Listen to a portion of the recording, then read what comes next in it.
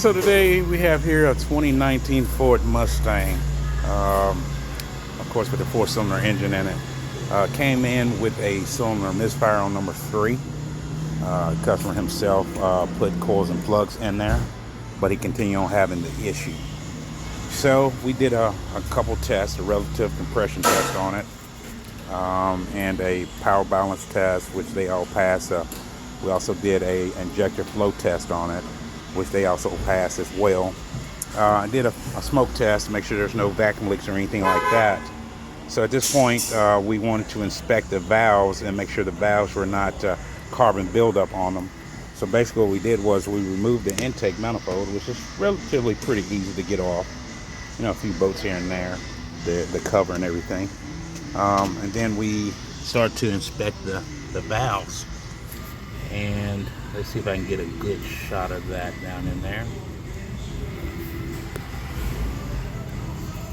As you can see, the valves are pretty carbon buildup on those valves down in there.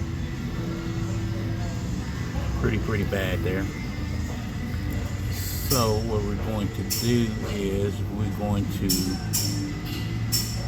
and you see that carbon buildup on those valves.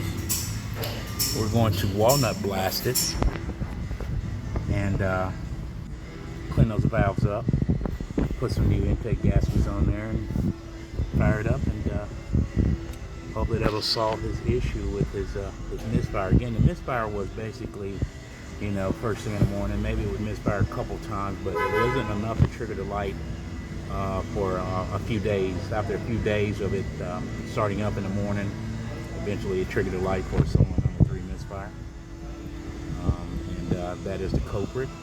We're going to walnut blast it and get it cleaned up and put it back together and see how she runs.